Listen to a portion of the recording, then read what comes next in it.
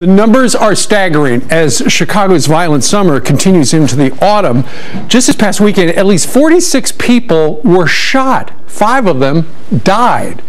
And this lifelong Democrat says Donald Trump is the one to make America safe again.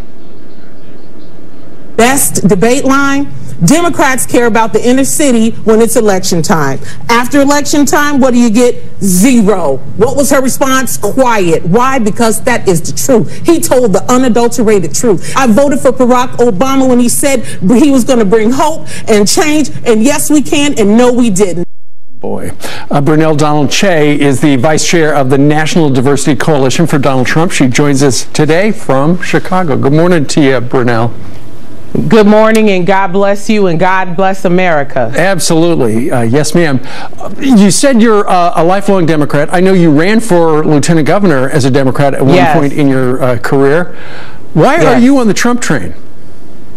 Well, I am on the Trump train because he's the candidate that's saying America first, and you know it sounds good. It's wonderful to all Americans to know that someone wants to put us first. And so the minute I heard him saying that, after, you know, I'm a Bernie Sanders girl. I'm a former Bernie Sanders girl. So after I realized that, you know, Bernie Sanders wasn't going to be the nominee, I went for the political outsider. I went for the guy who the establishment Republican is trying to keep him out. The establishment Democrats are trying to keep him out. I said, wow, if they're fighting for him not to get into office, then that's the guy that me, an American citizen, that's the guy that we need to get behind. Well, let me ask you this, Brunel. The mainstream media has been making a big deal out of these 3 leaked pages that apparently the New York Times got of some tax returns back in 1995. It showed he had a big loss because there's downturn in real estate and the casino business.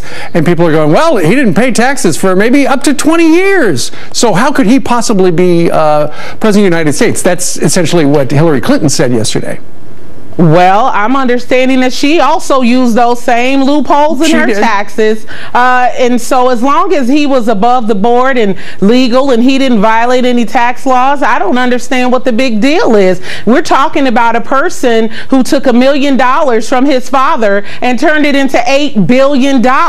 And so he's living the American dream. And I don't know any American who gets their taxes and the tax person tells you, oh, this is your low number, that says, hey, you know what, that doesn't look high enough. Let me, please, can you please jack it up for me so that I can pay more? Said no American. Yeah, you're absolutely right. We're supposed to pay what we're owing, but, you know, why pay more so that they can just squander it in Washington, D.C.? Exactly, exactly. Real quickly, Hillary Clinton, you know, because you're a lifelong Democrat, you would think, and I'm sure you're getting some heat for being on the Trump train. Why not Hillary Clinton for you?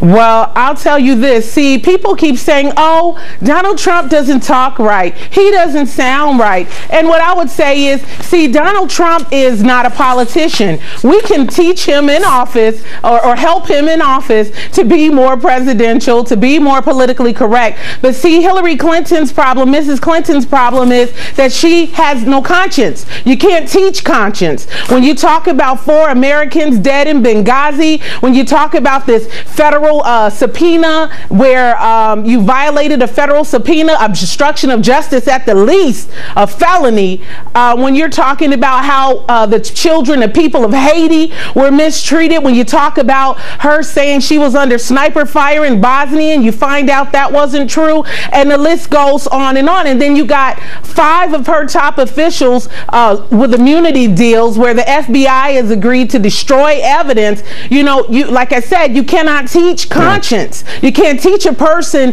to do the right thing, but you can teach them to do the right thing, but I don't feel it's in her to do what's best for the American people. I think she'll do what's best for herself.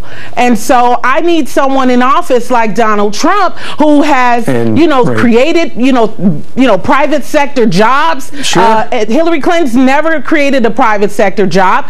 We've given 8 years under Barack Obama. The promises of jobs from the Democratic Party, education, investment in communities, vocational programs never came. Brunel, I got a feeling you're not going to vote for her. I got a feeling you're going to be in the Trump column there in Illinois. Yes. Thank you very much for getting up early. You're very enthusiastic about supporting Donald Trump. Thank you, ma'am. Yes, I am. Thank you so much, and God bless you. God bless you.